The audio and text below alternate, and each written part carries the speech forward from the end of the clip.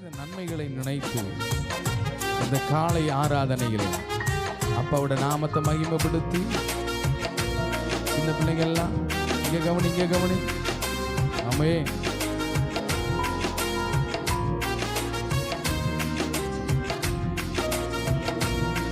அவர் ஆச்சரியமானவர், அதிசயமானவர்.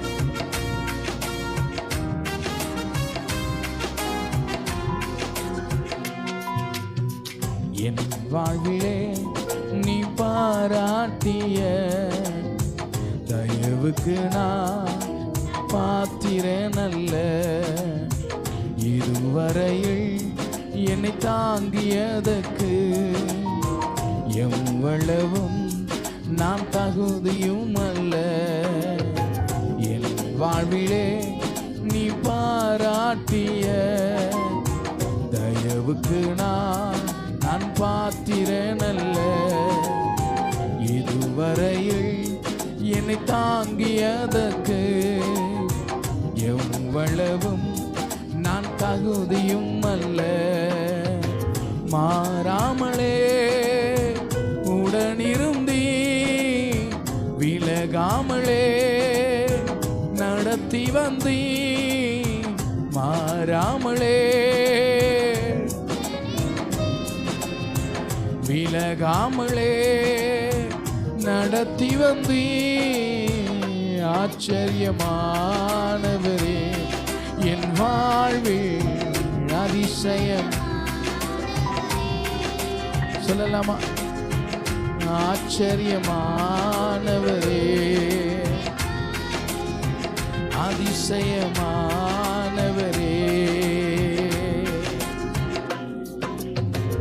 எதிர்பார்க்கும் முடிவுகளை என் வாழ்விலே ஆமே. எதிர்பார்க்கும் முடிவுகளை என் வாழ்வில் அளிப்பவரே.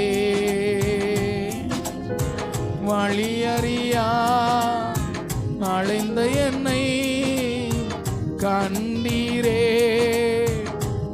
கண்களா வழியறியா கண்டீரே. ஆச்சரியமானவரே, என் வாழ்வில் அதிசயமானவரே. ஆச்சரியமானவரே,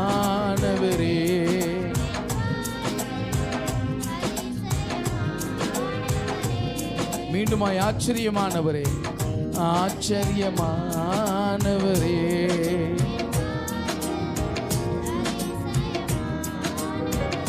இன்னொரு முறை சொல்லுவோமா? ஆச்சரியமானவரே.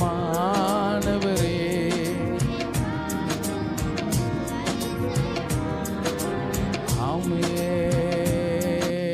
அல்லேலூயா. நல்ல ஒரு சத்தமா அல்லேலூயா சொல்லுங்க பாப்போம். யூத ராஜசிங்கமாய் நாம் கர்த்தரை ஆராதித்துக் கொண்டிருக்கிறோம். அல்லேலூயா. அவர் தேவர்களுக்கெல்லாம் தேவனாக இருக்கிறார். அவரை போல ஒரு நல்ல தேவன் இல்லை. அவர் சகலத்தையும் ஆளுகை செய்கிறவர். அவரால் செய்யக்கூடாத காரியம் ஒன்றுமே இல்லை. அல்லேலூயா. கர்த்தர் உங்களை எல்லா விதத்திலும் கர்த்தர் உங்களை ஆசீர்வதித்து வழிநடத்தி உங்களை பாதுகாப்பாராக. நம் வேதத்தை திருப்பி ஒரு திருவசனத்தை நம்ம வாசிக்க கேட்போம். லூக்கா சுவிசேஷ புஸ்தகம் அதிலே 21வது அதிகாரம். லூக்காவின் புஸ்தகம் 21வது அதிகாரம் அதில் 36வது வசனத்தை ஒரு வாசிக்க கேட்போம். ஆகையால் இனி சம்பவிக்க போகிற இவைகள் எல்லாம் நீங்கள் தப்பி மனுஷகுமாரனுக்கு முன்பாக நிற்க பாத்திரவான்களாக எண்ணப்படுவதற்கு எப்பொழுதும் ஜெபம் பண்ணி விழித்திருங்கள் என்றார். அல்லேலூயா. தேவன் இந்த நாளிலும் வேத புஸ்தகம் இவ்வாறாய் சொல்லப்படுகிறது. ஆகையால் இனி சம்பவிக்க போகிற இவைகளுக்கு எல்லாம் நீங்கள் தப்பி இனி வரக்கூடிய காலங்களிலே சம்பவிக்க போகிற சம்பவங்கள் எல்லாம் நாம் அறிந்து கொண்டிருக்கிறோம். அநேக விஞ்ஞானிகள் சொல்லிக் கொண்டிருக்கிறார்கள். வியாதிகள், பஞ்சங்கள், போர்கள், அது மாத்திரமல்ல, நீ வரக்கூடிய காலங்கள் பாவம் நிறைந்த காலங்கள், பாவத்தின் கொடிய காலங்கள், இயேசு கிறிஸ்துவை விட்டு விலகக்கூடிய காலங்கள், இயேசுவை மறுதலிக்கக்கூடிய காலங்கள், கள்ள தீர்க்கதரிசிகள், கள்ள போதனைகள், இனி வரக்கூடிய காலங்கள் நல்ல காலங்கள் அல்ல. எப்பேற்பட்ட காலங்களா? எப்பேற்பட்ட காலங்கள் இனி சம்பவிக்க போகிறவைகள் எல்லாம் நீங்கள் என்ன செய்யணுமா? தப்பித்துக் கொள்ள. அல்லேலூயா. நானும் என் பிள்ளைகளும் தப்பித்துக் கொள்ளணும் அப்படின்னா, அழிவிலிருந்து நான் எப்படி தப்பித்துக் கொள்வது? விபத்திலிருந்து நான் எப்படி தப்பித்துக் கொள்வது? பிசாசின் பிடியிலிருந்து என் குடும்பத்தை நான் எப்படி தப்பித்துக் கொள்ள வேண்டும்? ஆகையினால் தேவன் சொல்லுகிறார், நீ தப்பித்துக் கொள்ள வேண்டும் என்றால் மனுஷகுமாரனுக்கு முன்பாக நீ என்ன செய்யணுமா? நிற்பதற்கு உன்னை நீ ஒப்பு கொடுக்க வேண்டும். அல்லேலூயா. யாருக்கு முன்பாக? மனுஷகுமாரனுக்கு முன்பாக. யார் இந்த மனுஷகுமாரன்? ஆண்டவராய் இயேசு கிறிஸ்துவுக்கு முன்பாக தன்னையே தாழ்த்தி தேவ சமூகத்துக்கு முன்பாக தன்னை வெறுமைப்படுத்தி எந்த ஒரு பிள்ளை நிற்கிறானோ அவன் வரக்கூடிய காலங்களிலே எல்லாவித அழிவிலிருந்தும் கர்த்தர் அவனை தப்பித்துக் கொள்ள அவனோடு கர்த்தர் இருப்பார். எத்தனை பேர் இது விசுவாசத்தோடு சொல்ல முடியும்? சத்தமுறையிலே சொல்லலாமா? அவருக்கு முன்னாடி நான் இருக்கணும். ஒரு திருமணத்திற்கு முன்பாக எப்படி திருமணக்கு தயாராகி கணவனும் மனைவியும் இணைவதற்கு முன்பாக அந்த திருமணத்திலே எப்படி நிற்பார்கள்? அலங்கோலமாய் அல்ல, அலங்காரம் பண்ணி, அல்லேலூயா,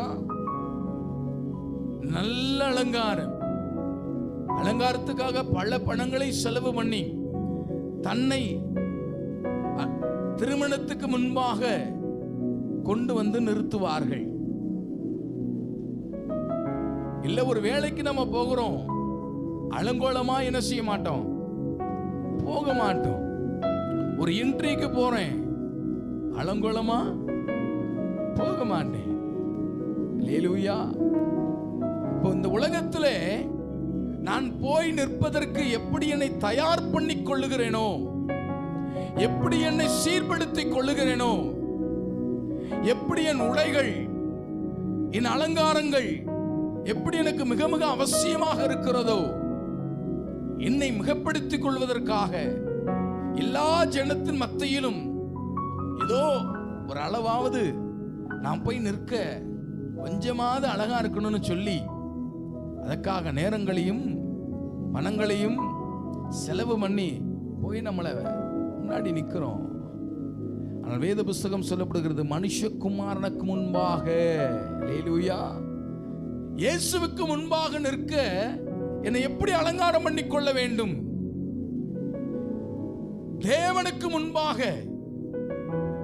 ராஜாதி ராஜாவுக்கு முன்பாக, பாவமில்லாத ஒரு மனிதனுக்கு முன்பாக, பாவமறியா கிறிஸ்துவுக்கு முன்பாக நான் முன்பாக போய் நிற்க நான் எப்படி என்னை ஆயத்த பண்ணி கொள்ள வேண்டும்? அல்லேலூயா. பணத்தினாலேயா, உடையினாலேயா, பொருளாசையினாலேயா? ஆமே. வேதம் தெளிவாய் சொல்லுது, அழகும் எல்லாம் மாயே. அதெல்லாம் ஒரு நாள் என்ன செஞ்சிரும்? அற்று போயிரும். இயேசு கிறிஸ்துவுக்கு முன்பாக ஒரு மனிதன் எப்படி நிற்க வேண்டும் என்றால் தன்னைத்தானே வெறுத்து தன் சிலுவையை சுமந்து கொண்டு தன் பின்னே வருகிறவன் உண்மையான சீஷனாய் எண்ணப்படுவான். அல்லேலூயா. அவருக்கு முன்னாடி நான் நிற்கணும். அவன் இன்னைக்கு தெய்வத்துக்கு முன்னாடி நிற்க இன்னைக்கு அநேக பேர் விரும்புவது அல்ல. ஏன்னா ஆண்டவராய் இயேசு கிறிஸ்துவுக்கு முன்பாக நிற்க யாரும் விருப்பப்படுவது அல்ல. ஏன்னா அவர் நிறைய ரூல்ஸ் போட்டிருக்கிறாரு. அற்புத காட்சியை பார்க்க வந்த மோசேயை பார்த்து சொன்னார், தேவதை வார்த்தையை நீ கேட்க வேண்டும் என்றால், உன்னோடு உறவாட வேண்டும் என்றால், நீ நிற்கிற பூமி என்ன பூமி? பரிசுத்த பூமி. உன் பாதரட்சை என்ன செய்? கலற்றி விட்டு வா. எலியாவின் பின்னே போன எலிசா என் பின்னே வராதே என்று சொல்லும் பொழுது எலிசா சொல்லுகிறார், இல்ல எலியாவே, நான் உன் பின்னே, நீ எங்கு போனாலும் உன் பின்னே என்ன செய்வேன்? நான் வந்து கொண்டே இருப்பேன். ஏன்னா நான் கர்த்தருக்கு முன்னாடி நிக்கணும்ல. ஏன் நீ எப்படின்னா வராத, நீ போய் உன் ஜோலியை பாரு, நீ போவ வேலையை பாரு, நீ போவ வீட்டு காரியத்தை பாரு.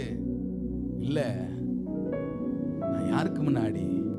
தெய்வ ஊழியருக்கு முன்னாடியே நான் போவேன். நீ எங்கு போறியோ அங்க நான் என்ன செய்றேன்? நான் பின்பாக வருகிறேன்.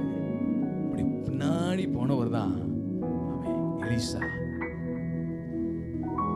ஆண்டவருக்கு முன்பாக நிற்க தன்னையே வெறுத்து தேவ சமூகத்துக்கு முன்பாக நிற்க வேண்டும் என்ற ஒரு வாஞ்சையோடு போன எலிசாவுடைய வாழ்விலே எலியாவை காட்டிலும் மிகப்பெரிய ஒரு ஊழியராய், அற்புத அடையாளங்கள் செய்கிறவனாய் கர்த்தர் மாற்றினது உண்மையானால், இன்றைக்கு தேவ சமூகத்துக்கு முன்பாக நிற்க இன்னைக்கு தேவன் உங்களை உற்சாகப்படுத்துகிறார். அல்லேலூயா. இயேசுவுக்கு முன்னாடி போய் நின்னுங்க. பாஸ்டருக்கு முன்னாடி அல்ல, தீர்க்கதரிசிக்கு முன்னாடி அல்ல, ஏதோ பெரிய ஒரு மேடை பிரசங்கியாருக்கு முன்பாக அல்ல. அதெல்லாம் உன்னை அழிவிலிருந்து தப்பித்துக் கொள்ள இயலாது. இன்னைக்கு நிறைய பேர் நம்புகிறார்கள், இதிலிருந்து நான் தப்பித்துக் கொள்ள, இந்த பிரச்சனையிலிருந்து தப்பித்துக் கொள்ள நான் இந்த பொருளை வைத்துக் கொள்ளலாமா, நான் இதை கட்டிக்கொள்ளலாமா, இதை என் வீடில் வைத்துக் கொள்ளலாமா? வேதம் சொல்லுகிறது, உலகத்திலும் உலகத்தில் உள்ளவைகளும் எந்த காரியமும் மனிதனால் உருவாக்கப்பட்ட எந்த பொருளும் உன்னை அழிவிலிருந்து தப்பித்துக் கொள்ள முடியாது. தேவனுக்கு முன்பாக உன்னை நிறுத்து. அல்லேலூயா. இயேசுவுக்கு முன்பாக. சாதாரணமா இயேசுக்கு முன்னாடி நிற்க முடியாதுங்க. அவருக்கு முன்னாடி நிக்கணும் அப்படின்னா அல்லேலூயா, இருதயத்தில் இருக்கிறத கழட்டி வைக்கணும். ஏன்னா அவர் பாவம் அறியாதவர், அவர் பாவம் செய்யாதவர், அவர் பிறரை குற்றப்படுத்தாதவர், அவர் பிறரை அவமானப்படுத்தாதவர், அவரை சார்ந்த அநேகரை அவர் மன்னிக்க தெரிந்தவர். அல்லேலூயா. அதை காட்டில் முக்கியம் அவர் யார் என்று கேட்டால் அவரே பரிசுத்த. எத்தனை பேர் ஆமென் சொல்ல முடியும்?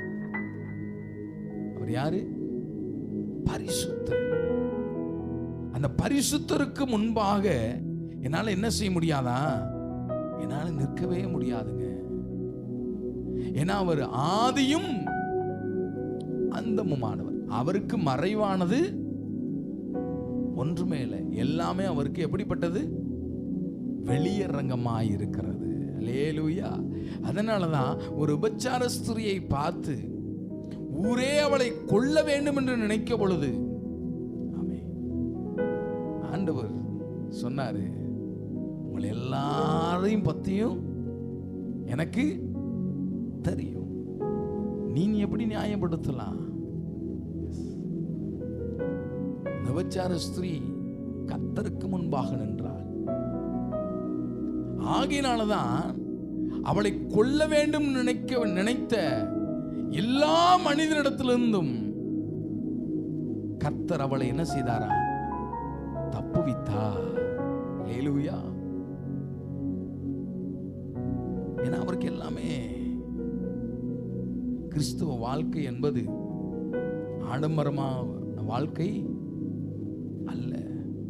கிறிஸ்துவ வாழ்க்கை பஞ்சு மெத்தையிலே நடக்கிற வாழ்க்கை அல்ல. கிறிஸ்துவ வாழ்க்கை ஏதோ மேன்மையான வாழ்க்கை அல்ல. டெய்லி ஒரு பாடு நம்மளை நெருக்கி கொண்டே இருக்கும். எத்தனை பேர் ஆமென் சொல்ல முடியும்? அப்போஸ்தலனாகிய பவுலை குறித்து நம்ம பார்க்கிறோம். அவன் சகலம் கற்று தேறினவன். அவனுக்கு அநேக வேலையாட்கள் இருக்கிறார்கள். அவன் சொன்னா ராஜாவே என்ன செய்யறாரு? கேட்கிறாரு.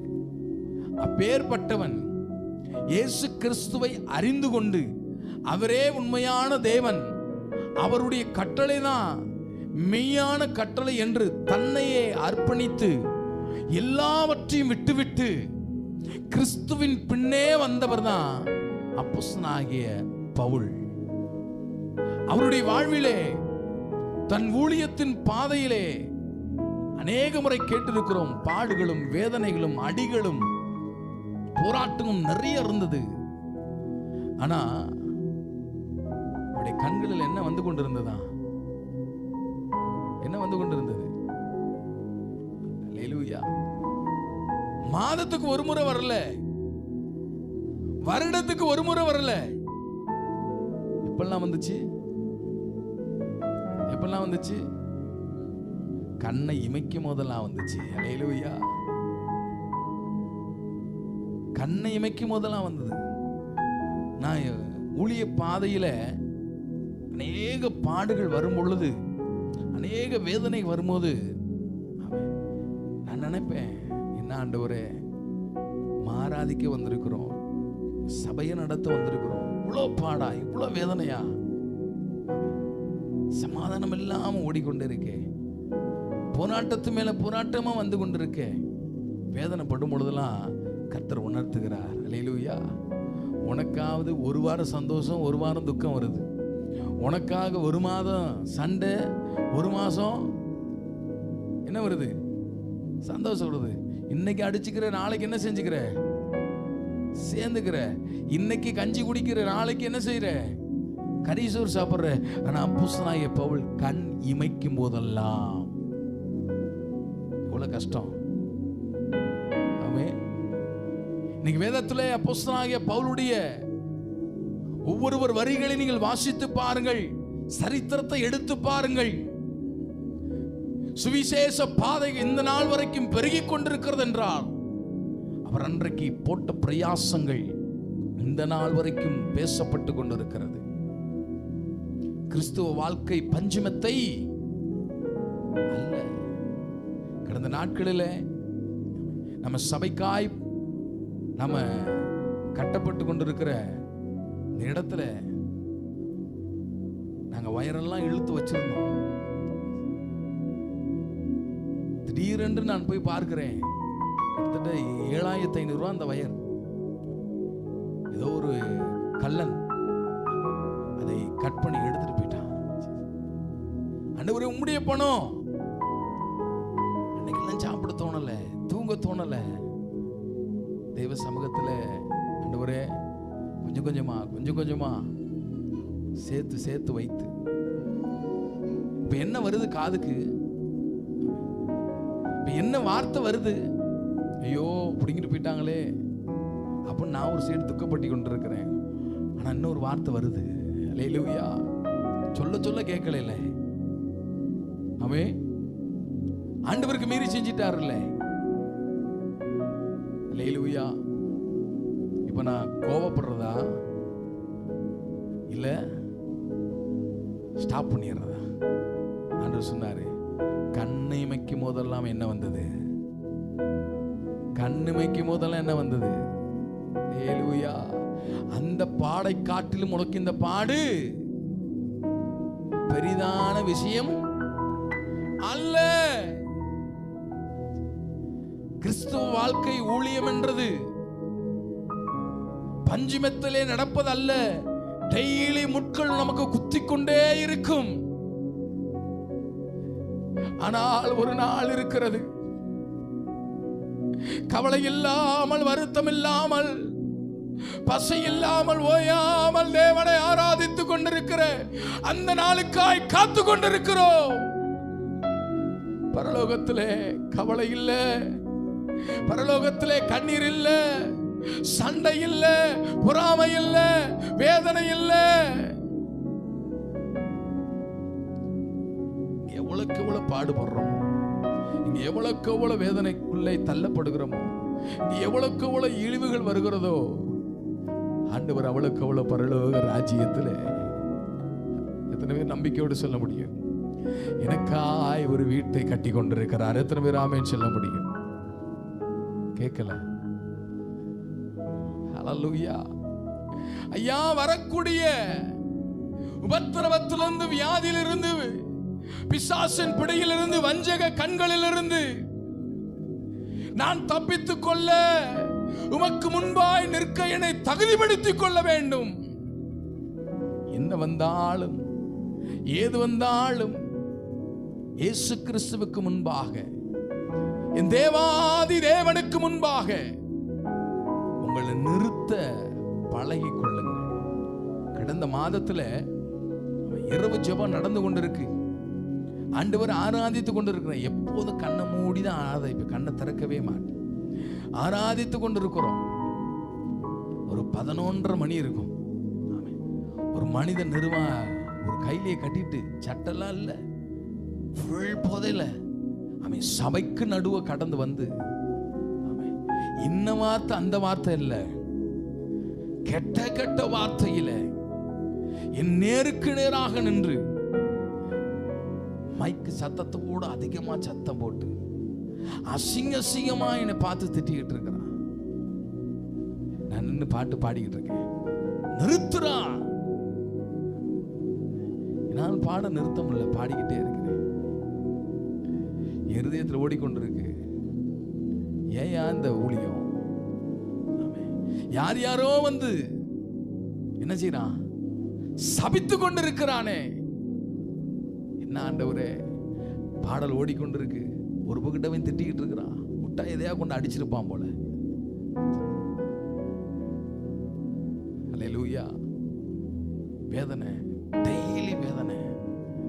இதுல இருந்து நான் தப்பித்துக் கொள்ள, இந்த போராட்டத்திலிருந்து, இந்த கிரியையிலிருந்து என்னை தப்பித்துக் கொள்ள என்னப்பா செய்ய? உமக்கு முன்னாடி வந்து நிக்கணும். அது வேற வழியே, வேற வழியே, வேற வழியே. என்ன வந்தாலும் அந்த நேரத்தில் வந்து உங்க முன்னாடி நிக்கணும். என்ன வந்தாலும் 1 மணி நேரம் உங்க சமூகத்தில் வந்து நிக்கணும். என்ன வந்தாலும், சொந்தங்கள் வந்தாலும், பந்தங்கள் வந்தாலும், வெறுப்பு வந்தாலும், பாசம் வந்தாலும், நேசம் வந்தாலும், பசி வந்தாலும், நிர்வாணமே வந்தாலும், தேவ சமூகத்துக்கு முன்னே எவன் தன்னை நிற்க தகுதிப்படுத்தும்படியாய் தேவ சமூகத்தில் அர்ப்பணிக்கிறானோ அவனை இயேசு கிறிஸ்து தன் சொந்த பிள்ளையாய் ஏற்றுக்கொள்ளுகிறார். ஹல்லேலூயா. அவருக்கு முன்னாடி நீ நிற்கும் பொழுது இயேசு உன்னை எப்படி ஏற்றுக்கொள்கிறான்னு கேட்டா, தமது பிள்ளையாய். யோவான் எழுதின புஸ்தகம் 1வது அதிகாரம் அதிலே 12வது வசனத்தை நீங்க வாசித்து பாருங்களேன். அவருடைய நாமமே விசுவாசம் உள்ளவர்களாய் அவரை ஏற்றுக்கொண்டவர்கள் எத்தனை பெயர்களோ அத்தனை பெயர்களும் தேவனுடைய பிள்ளைகளாகும்படி அவருக்கு. அல்லேலூயா. எல்லாரும் அவருடைய பிள்ளைகள் அல்ல, எல்லாரும் அவருடைய பிள்ளைகள் என்று சொல்ல முடியாது. யாரை பிள்ளையா ஏற்றுக்கொள்ளுகிறார் என்றால், தேவனுக்கு முன்பாய் விசுவாசத்தோடு தேவ சமூகத்திலே தன் கட்டளையின்படி, தன் வசனத்தின்படி உலகத்தை வெறுத்து, தன்னையே வெறுத்து, கலட்ட வேண்டியதை கலட்டி விட்டு எந்த மனிதன் தேவ சமூகத்துக்கு முன்பாக வந்து நிற்கிறானோ அவனை கர்த்தர் முதலாவது தன் சொந்த பிள்ளையாய். நீங்க எத்தனை பேர் சொல்ல முடியும்? எத்தனை பேர் நிச்சயமாய் சொல்ல முடியும்? இயேசு என்னை சொந்த பிள்ளையாய் ஏற்றுக்கொண்டிருக்கிறார். ஆமென். சொல்ல முடியுமா? நான் அவருடைய பிள்ளை, நான் அவருடைய பிள்ளை. நான் இன்னாருடைய பிள்ளை என்று சொல்வதை விட நான் யாருடைய பிள்ளை? இயேசுவின் பிள்ளை. இயேசு உங்களை ஏற்றுக்கொண்டிருக்கிறாரா? யாரை ஏற்றுக்கொள்வார் தெரியுமா? உண்மையுள்ளவனை, தமக்கென்று உண்மையுள்ளவனை. யாருக்கு உண்மை?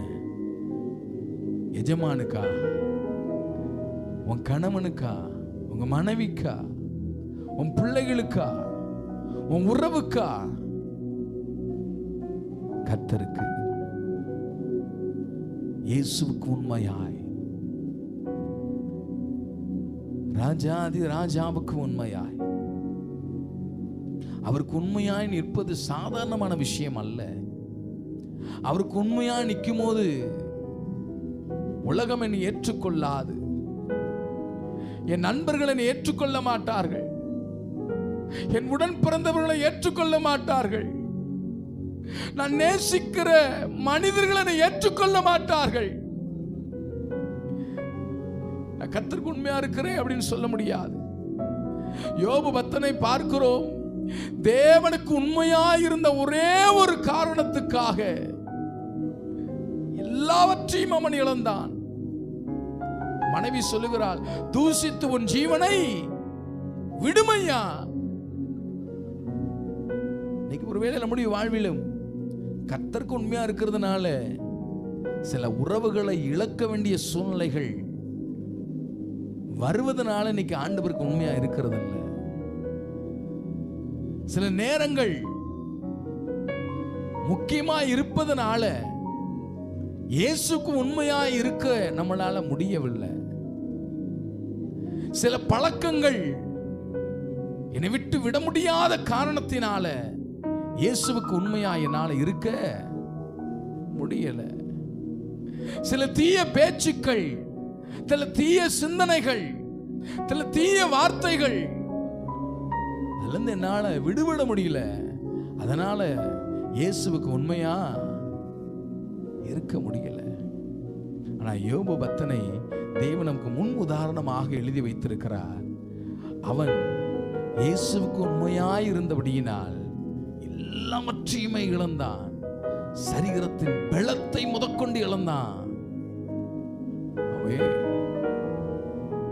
நண்பர்கள், மனைவிகள், பிள்ளை, வேலையாட்கள், ஊர் ஜனங்கள், மதிப்பு, ஆஸ்தி எல்லாவற்றையும் இழந்தான். எதுக்காக? இயேசுவுக்கு உண்மையா நான் நிற்கிறேன்.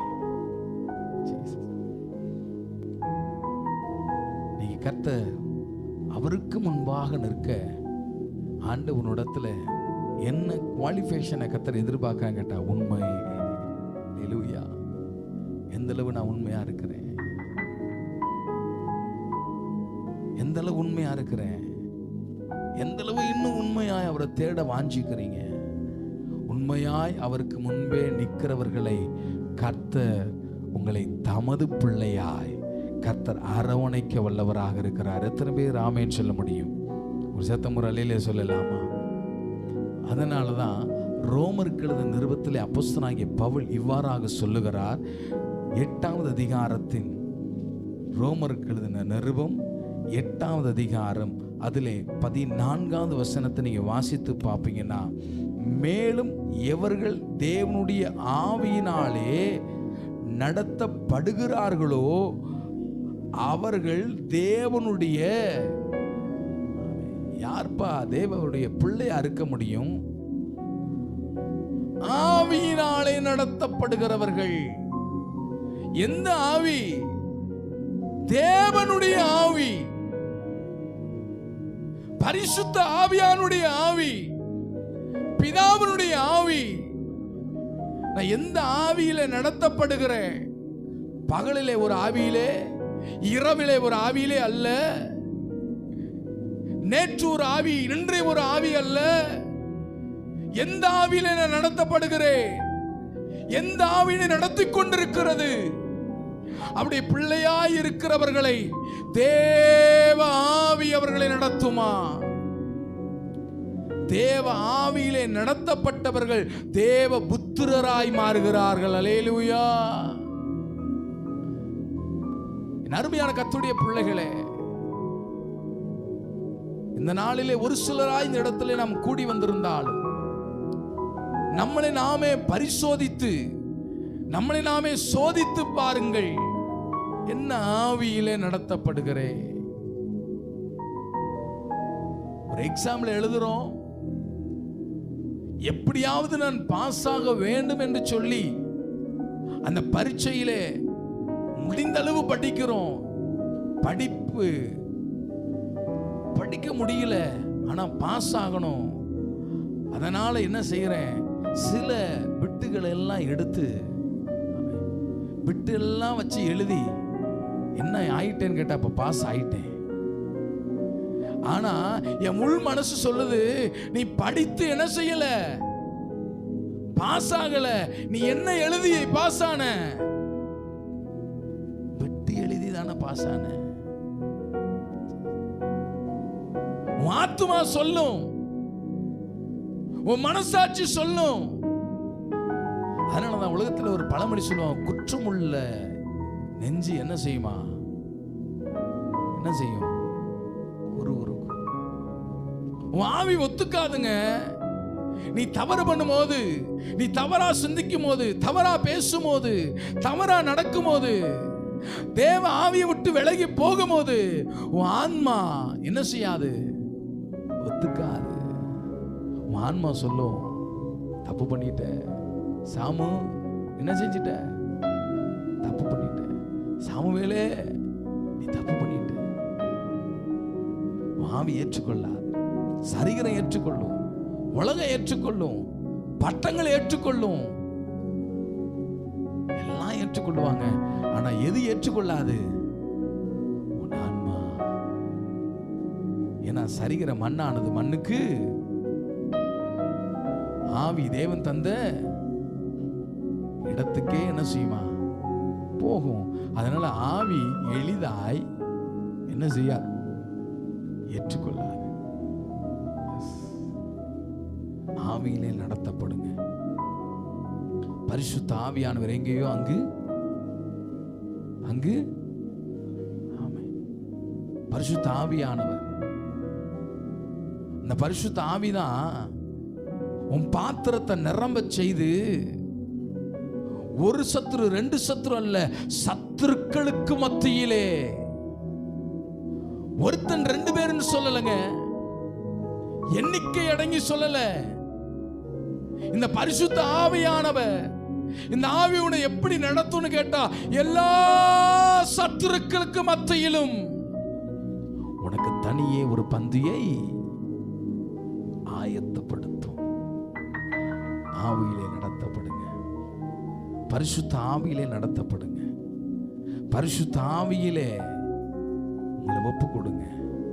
பரிசுத்த ஆவியிலே, தேவனுடைய ஆவியிலே நடத்தப்படுகிறவர்கள் தேவனுடைய புத்திரராய் இருக்கிறார்கள், அவருடைய பிள்ளையாய் இருக்கிறார்கள். இந்த தேவன் இந்த நாளிலும் கூட அன்போடு கர்த்தர் பேசுகிறார். என் அருமையான மகனே, என் அருமையான மகளே, அவருக்கு முன்பாக நிற்க உங்களை நீங்க தகுதிப்படுத்திக் கொள்ளுங்க. அவருக்கு முன்னாடி நிக்கணும்னா உண்மை உள்ளவனாய், பரிசுத்தம் உள்ளவனாய், நீதி செய்கிறவனாய், பாவம் இல்லாதவனாய், தன் பாவத்தை மறைக்காதவனாய் அவர் முன்னாடி போய் நில்லு. அப்பொழுது அவர் தமது பிள்ளையாய் உன்னை ஏற்றுக்கொள்ளுவா.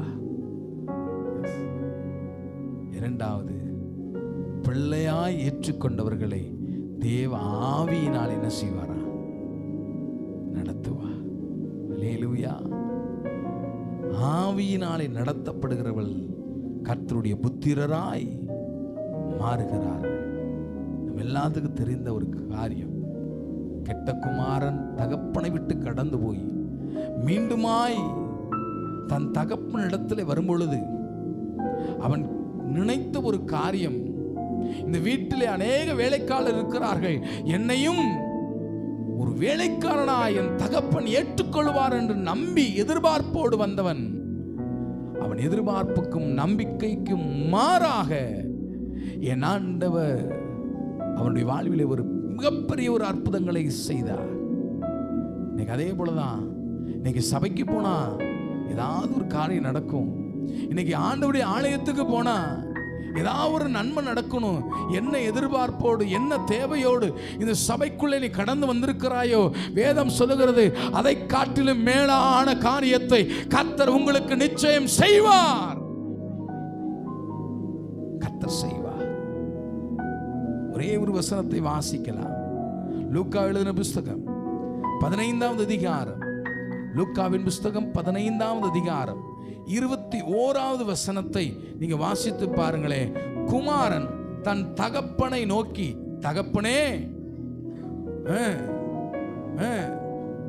உமக்கு முன்பாக பாவம் செய்தேனே, இனிமேல் உம்முடைய குமாரன் என்று சொல்லப்படுவதற்கு நான் பாத்திரவான் அல்லையா? இனிமேல் உமக்கு குமாரனாய் இருக்கிறான், பாத்திரவான் அல்ல.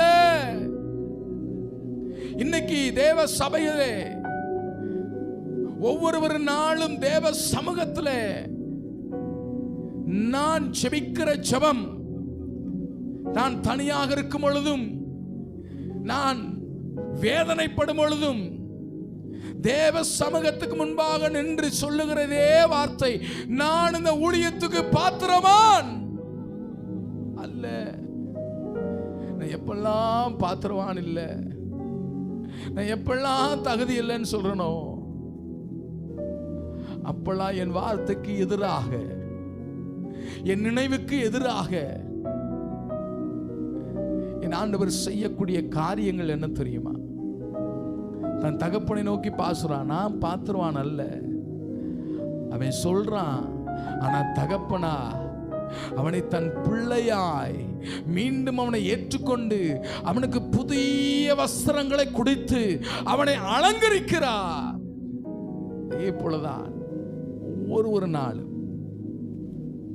ஊழிய பாதையில, குடும்ப வாழ்வில வெளியே சொல்லும் பொழுதெல்லாம், ஆண்டவரே நான் பாத்திரவான் இல்லை என்று சொல்லும் பொழுதெல்லாம் கர்த்தர் எனக்கு ஒரு புதிய